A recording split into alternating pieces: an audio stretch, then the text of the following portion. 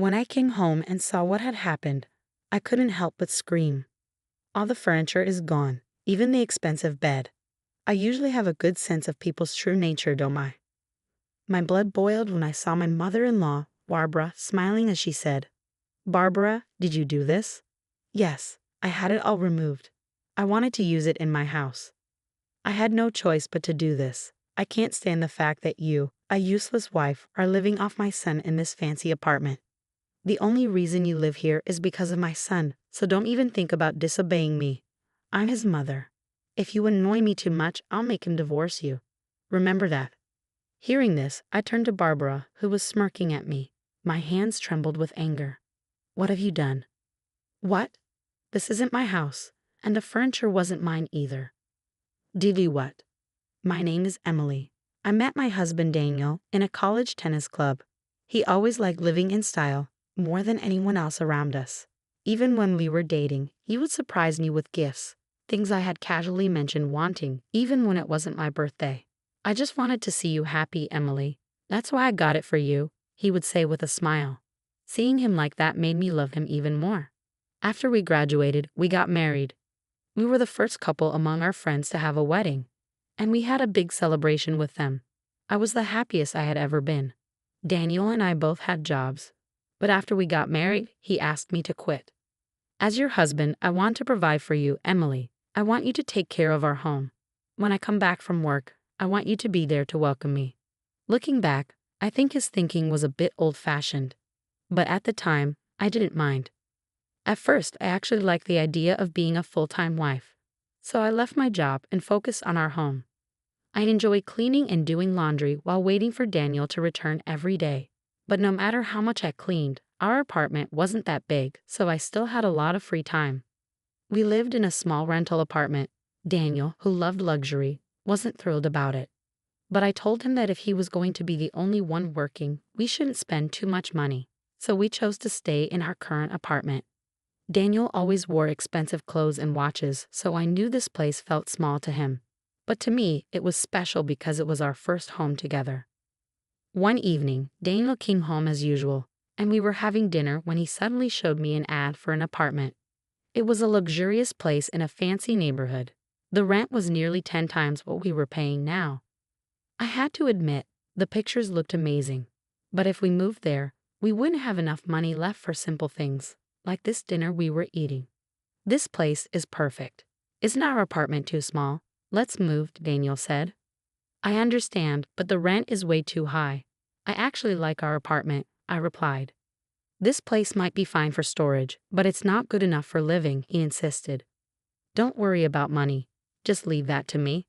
Our apartment might have been small, but it was still much bigger than a storage unit. Daniel and I had always had different views on money and spending. I had noticed this even when we were dating. Daniel begged me to agree. He really wanted to move. I felt like I had no choice, so I gave in. "Okay, if you really want to, then let's move. Thanks for living here for my sake until now, but I want to help with money too. Can I start working part-time?" I asked. "I can work shifts, so I'll still be home to cook dinner. Besides, I get bored just staying at home." "Okay," he said. Even though Daniel had a good salary, I doubted he could afford that rent all by himself. I had a feeling he had some other source of money, but I couldn't help but worry. Daniel immediately called the real estate agency and signed the contract right there in the middle of dinner. We ended the lease on our old apartment and moved into the new one at the end of the month. We brought everything from our previous place, yet there were still empty rooms.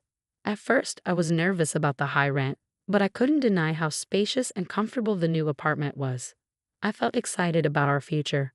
A little later, my mother-in-law, Barbara, who lived far away, came to visit. I didn't like Barbara very much. Ever since our engagement, she had been cold toward me. Maybe she felt like I was taking her only son away from her. The day she visited, Barbara, who always nitpicked over small things, looked at me like I was her enemy. "You just moved into this fancy apartment, but your cleaning is awful. It's a mess. I know you've only lived in small places before, but I feel sorry for my son having to live like this," she said. "You're his wife, but you can't even keep a tidy home." Like a mother-in-law from a TV drama, she ran her fingers over the window frames, checking for dust, and peeked into the kitchen as if she owned the place. "Oh, by the way, I heard you started working part-time." Daniel must have told her. "I heard you're working long hours for just a few $100s. What's the point? It's a waste of time. I don't understand you at all. Why don't you go to a beauty salon and take care of yourself for your husband? You're so strange." Oh, so this was where Daniel got his spending habits, his parents. Of course, if I had extra money, I wouldn't mind going to a beauty salon or buying new clothes. But I didn't want to rely on Daniel's salary forever. I wanted to spend my own money on my own wants. I just smiled at Barbara's words since we clearly didn't see things the same way. When I told Daniel about it, he just laughed and brushed it off. He didn't take my side. Little by little, my frustration grew. Barbara started visiting all the time, constantly bragging about how much wealthier she was than us. At first, I found it amusing, especially since she never visited when we lived in our old apartment. But now that we had moved somewhere nicer, she suddenly came over all the time. When I told Barbara she had been visiting too often, her face turned red, and she snapped, "I'm Daniel's mother, and this is Daniel's apartment. There's nothing wrong with me being here. What's strange is that a poor girl like you is living here. I saw your neighbor earlier, and she was such a classy, elegant woman. Unlike you, of course. It was embarrassing. I felt so ashamed that someone like you was my son's wife. I wish he had married someone like her instead." Barbara kept lecturing me all evening. She only stopped when Daniel came home. "I'm sorry, Daniel. I didn't have time to make dinner. Can you order something? I need to step outside for a bit." "What? No dinner? What have you been doing all day?" Daniel asked, frowning. "Mom came over because she was worried about you, Emily. You should be taking care of her. I'm staying out tonight." There was a cheap hotel nearby, and I considered staying there. Daniel saw how exhausted I looked, but he didn't care. Barbara had spent the entire day taking out her frustration on me, and I had nowhere to escape. Daniel didn't even acknowledge me. He just started chatting with Barbara about what food to order. That was when I ran out of the house. The next day, around noon, I returned home. I noticed that Daniel and Barbara's shoes were gone, meaning Barbara had finally left. I had braced myself for more of her insults, so I felt a bit relieved. But when I stepped into the bedroom, I couldn't believe my eyes. The bed was gone. At first, I thought a thief had stolen it, but nothing else was missing. No one would steal just one thing, no matter how expensive it was. I called Barbara to ask about the bed. She answered the phone casually. "Oh, that? I took it home with me." "What?" "That bed wasn't yours to take." "Relax.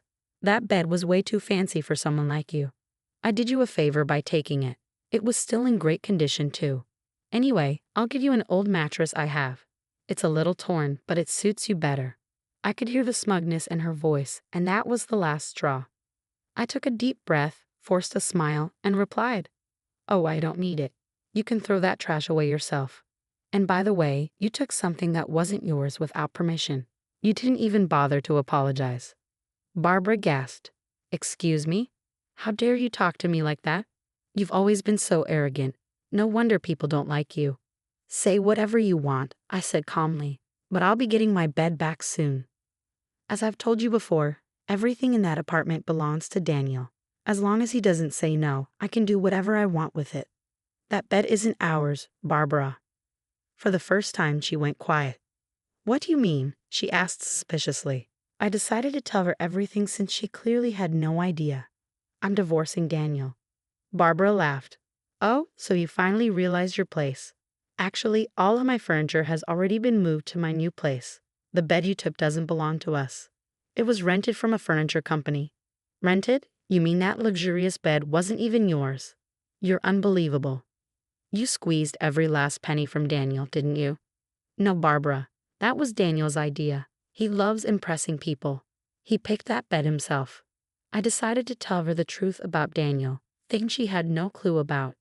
Daniel always seemed wealthy in college, but his money came from borrowing from classmates and friends. He wasn't rich, he just spent money like he was. His parents had money, but once he graduated, he had to support himself. Right now, his salary is less than half of what he pays in rent. He still borrows money, and he secretly goes to casinos to gamble. Even so, he keeps spending, trying to look successful. He insisted on having a huge wedding just to impress people and rented a luxury bed to show off his expensive taste. Barbara was silent. For the first time, she had nothing to say. In the end, Daniel was just a man desperately trying to appear successful. The reason he wanted me to quit my job and stay home wasn't for any real reason. It was just to keep up appearances. Yesterday, you mentioned how wonderful our neighbor's wife was, Barbara. Well, that's exactly what Daniel said to me last month. He told me, you should be more like her. If you're not, it will make me look bad. He said it with that smile, just like when he used to give me gifts. It was all about looking good to others. That's when I showed Daniel the divorce papers. I've finally reached my breaking point. You've done a lot for me, Barbara. Just be prepared for the cost of that bed. I'll contact the rental company, and I'll be reaching out to you soon. What? You're blaming me now? Come get it from my place right away. You owe me that much after all. I'm divorcing Daniel, so you're no longer his mother, Barbara. You're just a stranger to me now. I made it clear to her and let out a sigh of relief. Also, if you want to visit this apartment again, you'd better hurry.